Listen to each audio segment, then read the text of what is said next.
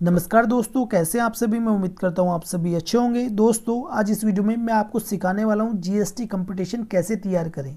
देखिए, GST computation का अपना एक बेनिफिट होता है। बेनिफिट क्या होता है, हमारी सभी चीज़ें इसमें आ जाती हैं। जैसे कि हमारी सेल आ जाती है, ठीक है, क्रेडिट डेबिट नोट आ जाते हैं, सभी अमेंडमेंट भी जो हम करते हैं वो आ जाती है, प्लस हमारा आरसीएम के जो बिल होते हैं, ठीक है, इनपुट और आउटपुट, वो हमारी आ जाती है। इसी प्रकार हमारी परचेज एक्सपेंसेस की आरटीसी, तो सभी चीज़ें इसमें हमारी आ जाती हैं। प्लस मेन बात जो है वो है इसमें जीएसटी एडजस्टमेंट। तो सभी जो जीएसटी एडजस्टमेंट होती हैं एवरी मंथ या क्वार्टरली, वो हमारी इसमें हम चेक कर सकते हैं। ऐसा नहीं है कि आप जीएसटी के पोर्टल से नहीं कर सकते, उससे भी कर सकते हैं, लेकिन आपको मंथली या क्वार्टरली ओपन करके देखना होगा, ठीक है। यदि आपके पास जीएसटी कंप्यूटेशन होगी तो आपको लॉगिन करने की ज़रूरत नहीं होगी और ना ही देखने की ज़रूरत होगी, क्योंकि आपने पहले से ही एक्सेल सीट में अपनी कंप्यूटेशन बना के रखी हुई है। तो दोस्तों, बने रहिए मेरे साथ। और यदि अभी तक आपने मेरा यूट्यूब चैनल सब्सक्राइब नहीं किया तो प्लीज़ सब्सक्राइब कर दीजिए और वीडियो को लाइक कर दीजिए ऐसी बेनिफिशियल वीडियोस के लिए। दोस्तों, यदि आप एक्सपर्ट के द्वारा अपनी जीएसटी रिटर्न फाइलिंग कराना चाहते हैं तो दिए हुए नंबर पर कॉन्टैक्ट करें। और आप इस एक्सेल शीट को, जो कंप्यूटेशन की सीट है, आप इसको डाउनलोड भी कर सकते हैं। लिंक मैंने डिस्क्रिप्शन में दिया हुआ है। तो दोस्तों, चलते हैं वीडियो को स्टार्ट करते हैं। तो ये हमारी टैली प्राइम, और इसमें ऐसा नहीं है, इसमें GSTR1 की समरी अलग आती है, 3B की समरी अलग होती है, ठीक है, इसमें भी होती है। लेकिन यदि आप प्रॉपर अपनी कंप्यूटेशन को तैयार रखेंगे तो आपको कभी भी इन फ्यूचर में प्रॉब्लम नहीं होगी। टैली प्राइम में हमारा डाटा है, जिससे हम टैली प्राइम के डाटा को देखकर अपनी जीएसटी की कंप्यूटेशन तैयार करने वाले हैं, ठीक है। अब देखिए, जैसे कि हमारी इसमें सेल है आउटवर्ड सप्लाई @5%, ठीक है। तो हम इसको एंटर करेंगे कहाँ पर, अपनी जीएसटी की कंप्यूटेशन पर, ठीक है। तो यहाँ पर जाएंगे और इसको एंटर करेंगे, ठीक है। अब हमें तैयार करनी है अक्टूबर मंथ की, तो इस पर फिर एंटर करेंगे। एंटर करने के बाद, या आप यहाँ से भी कर सकते हैं जैसे कि आप देख रहे होंगे। करने के बाद अब इसमें आपको करना क्या है, शो पार्टी एड्रेस, इसको नो कर देंगे, ठीक है। फिर उसके बाद शो वाउचर टाइप, इसको भी हम नो कर देते हैं। फिर उसके बाद शो वाउचर नंबर, इसको भी नो कर देंगे। शो वाउचर रेफरेंस नंबर, इसको भी नो कर देंगे। फिर उसके बाद show party tax registration number, तो इसको हम यस कर देते हैं। फिर उसके बाद show service tax registration number, इसको नो कर देंगे। शो पैन नंबर, इसको भी नो करेंगे। सो CST नंबर, इसको भी नो। सो वाउचर नरेशन, इसको हम यस कर देते हैं। सो क्वांटिटी डिटेल्स, आप इसे यस करना चाहे तो कर सकते हैं, अदरवाइज हम इसको नो करते हैं। फिर उसके बाद शो आइटम वैल्यू, इसको भी हम नो करेंगे। सो लेजर अमाउंट डेबिट क्रेडिट, इसको भी हम नो कर देते हैं, ठीक है। अब इसको एंड ऑफ लिस्ट पे जाकर इसको एंटर कर देंगे। ये हमारी टैक्सेबल वैल्यू है। ये हमारी आउटपुट CGST है 2.5%, क्योंकि हमारी जो आउटवर्ड सप्लाई है वो है 5%, ठीक है। तो आउटपुट हमारी CGST होगी 2.5% और आउटपुट SGST होगी हमारी 2.5%। टोटल हो गई आउटवर्ड सप्लाई 5%, ठीक है। अब चलते हैं शीट की तरफ। ये हमारी सेल @5% सेल है हमारी, ठीक है। बेसिक यानी कि टैक्सेबल वैल्यू। टैक्सेबल वैल्यू कौन सी है, जिसपे हमारा टैक्स कैलकुलेट होता है। तो कितनी है, 46,14,729.40, ठीक है। 46,14,729, ठीक है। अब उसके बाद SGST कितना है हमारा, 1,13,603.01, ठीक है। हमारा ये सेम ही रहेगा SGST और CGST। IGST इसमें है नहीं, क्योंकि हमने इंटर स्टेट सप्लाई नहीं की है, यानी कि अदर स्टेट में सप्लाई नहीं की है। अब इसमें भी हमारी एक मिस्टेक है, वो मैं आपको बता देता हूँ। देखिए, ये सागे एक्सपोर्ट है, ठीक है, ये पार्टी है। और ये क्या है, हमारी SCZ एग्जैम्प्ट सप्लाई है, ठीक है। तो हम क्या करते हैं, हम दोबारा से इसको करते हैं एक बार हाइड, ठीक है। हमने इसको हाइड कर दिया और फिर दोबारा से हमें इसमें टैक्सेबल वैल्यू डालनी पड़ेगी, ठीक है। फिर इसमें SGST कितना है, सेम ही रहेगा। ये तो ये हमारा सेम ही रहेगा, 1,13,603, ठीक है। ये हमारी बस चेंज हो गई कहाँ पर, हमारी टैक्सेबल वैल्यू। अब हम जो हमारी SCZ वाली सेल है, इसको यहाँ पर डाल देंगे, अलग शो कर देंगे, जिससे कि हमें पता रहे, ठीक है। ये हमारी है, इसको एक बार एंटर कर लेते हैं हम। या हम यहीं से भी देख सकते हैं 70,608 रुपये है। ठीक है, तो ये हमारी SEZ सेल।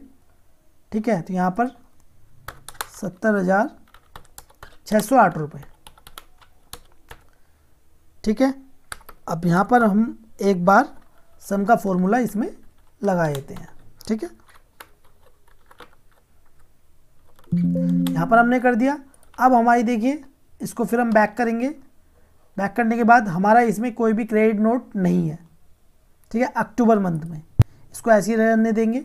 अब चलते हैं इन्वर्ट सप्लाई में। ठीक है, परचेज में। अब इस पर भी हम क्या करेंगे, अब उसके बाद यहाँ पर हम देखेंगे तो टैक्स ऑन RCM, यानी कि RCM की एंट्री है। ठीक है, RCM की एंट्री हमारी एक्सपेंसेस की है फ्रेट पर, तो इसलिए हम इसको बाद में डालेंगे। अब आ जाते हैं हम परचेज पर। तो अब जैसे कि इन्वर्ट सप्लाई @5% है, इस पर एंटर करेंगे। ठीक है, ये हमारा अक्टूबर मंथ है। अक्टूबर मंथ में जाएंगे, इसको एंटर करेंगे और यहाँ पर आप प्रेस करेंगे F8। ठीक है, F8 जैसे ही आप प्रेस करेंगे, प्रेस करने के बाद हमें वही करना है। ठीक है, इसको भी नो कर देंगे। जो पार्टी रजिस्ट्रेशन नंबर है इसको यस कर देंगे, जिससे कि हमें पता चल सके ये हमारी B2C है या B2B। ठीक है, फिर इसको हमारी जो वाउचर नरेशन है इसको भी यस करके एंटर कर देंगे। ठीक है, अब ये इन्वर्ट सप्लाई @5% ही है हमारी। ठीक है, ये तो हो गई टैक्सेबल इसमें वैल्यू। ठीक है, फिर IGST हो गया @5%, फिर CGST है और SGST है। तो अब परचेज 5% वाली यहाँ डाल देंगे। यहाँ पर 26,93,630 रुपये 95 पैसे। ठीक है, हमने डाल दिया। अब बात करते हैं CGST और SGST की। 9462 रुपये 46 पैसे है। ठीक है, ये हमारी सेम रहेगी CGST भी। अब बात करते हैं IGST की। 1,15,757 रुपये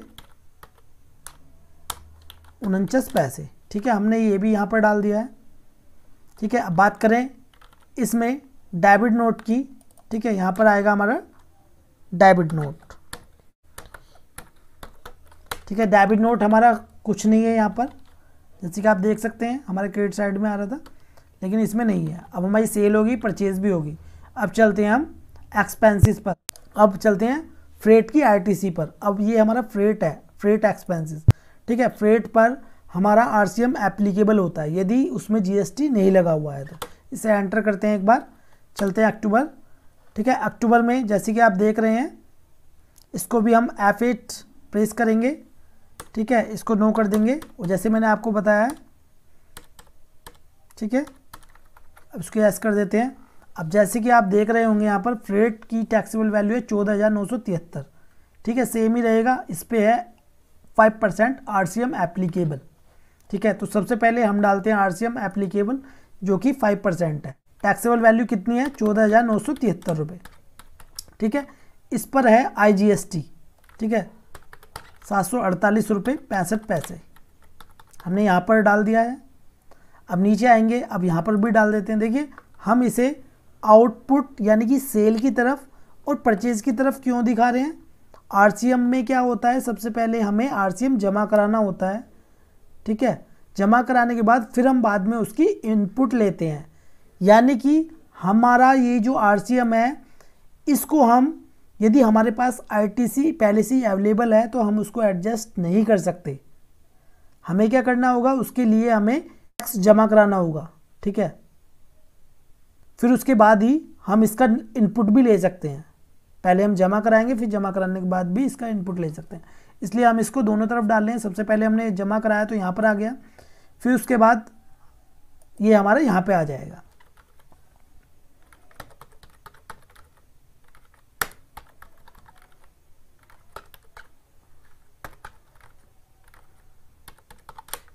ठीक है, यहाँ पर हमने डाल दिया है। अब और देखते हैं एक्सपेंसेस हमारे कितने हैं। लीगल एंड प्रोफेशन, ठीक है, इस पर नहीं है, हमारा कोई भी नहीं है। रिपेयर एंड मेंटेनेंस, ये भी नहीं है अक्टूबर में। ठीक है, अब हमारे खर्चे की जो ITC है वो भी नहीं है। ठीक है, अब हमारा इसमें काम हो गया ख़त्म। सेल भी होगी, परचेज भी हो गया, एक्सपेंसेस भी हो गए और RCM भी हो गई। ठीक है, अब नीचे आ जाते हैं। नीचे आने के बाद सबसे पहला इसमें opening balance ITC. Opening balance की जो आईटीसी होगी यानी कि पिछले मंथ की, प्रीवियस मंथ की जो आईटीसी होगी, ठीक है, वो यहाँ पर आ जाएगी। आईजीएसटी है तो यहाँ पर, एसजीएसटी है तो यहाँ पर, और सीजीएसटी है तो यहाँ पर, ठीक है। Opening balance input under RCM, यदि हमारा ओपनिंग बैलेंस है अंडर आरसीएम का तो यहाँ पर आ जाएगा, ठीक है। अब टोटल आईटीसी हमारी यहाँ पर आ गई, ठीक है। अब बात करते हैं हम ITC current month. Current month की जो आईटीसी है ये हमारी यहाँ से उठ के आ रही है, जैसे कि आप देख सकते हैं यहाँ पर फॉर्मूला यहाँ पर यूज़ किया गया है, ठीक है। तो ये ऑटोमेटिक यहाँ पर उठ के आ जाएगी। कितनी है हमारी, चेक कर लेते हैं। आईजीएसटी में कितनी है, 1,16,506 रुपये, ठीक है। तो 1,16,506 रुपये ये है ना, यहाँ पर बिल्कुल मैच है, मतलब यहाँ पर फॉर्मूले यूज़ किए गए हैं, आपको कुछ भी नहीं करना है। तो हमारी टोटल आईटीसी कितनी होगी, ये होगी यहाँ पर, ठीक है। अब हमारा जो आउटपुट टैक्स है वो हमारा यहाँ पर आ गया, ठीक है। आउटपुट कौन सा है हमारा यहाँ पर, एसजीएसटी और सीजीएसटी। आईजीएसटी तो है नहीं। अब हमने सीजीएसटी और आईजीएसटी को आईजीएसटी में ही क्यों इसमें एडजस्ट किया हुआ है, मतलब क्यों यहाँ पर डाला हुआ है, मैं आपको बता देता हूँ। देखिए इसके रूल के बारे में भी। सबसे पहले यदि हमारे पास आईजीएसटी का इनपुट है, ठीक है, तो सबसे पहले हम आईजीएसटी को आईजीएसटी से करते हैं, ठीक है। करने के बाद यदि आईजीएसटी का इनपुट बच जाता है तो हम सीजीएसटी से करते हैं, ठीक है। यदि सीजीएसटी से एडजस्ट करने के बाद भी बच जाता है आईटीसी तो हम एसजीएसटी से करते हैं, ठीक है। अब सपोज दैट अब आप कहेंगे ये हमारा जो आईटीसी है वो है 1,16,506 रुपये, ठीक है। अब हमारी इसमें आउटपुट जो टैक्स है जो हमें जमा करना है वो है 2,27,206 रुपये, ठीक है। तो हम क्या करेंगे, देखिए अब हमारा कितना यहाँ पर, तो अब हमारा टैक्स पेबल कितना बन गया, 1,10,700 रुपये, ठीक है। अभी हमारा ये भी एडजस्ट नहीं हुआ है, तो हम क्या करेंगे, यहाँ पर क्रॉस एडजस्टमेंट करनी है। जैसे कि अब इसमें हमारा 9,062 को भी इसमें से माइनस कर देंगे, ठीक है। तो ये हो गया हमारा 0। अब इसे भी माइनस का साइन लगाकर इसे भी कर देंगे 0, ठीक है। अब इसको यहाँ पर हम इक्वल का साइन लगाकर 94,62 प्लस 94,62, ठीक है।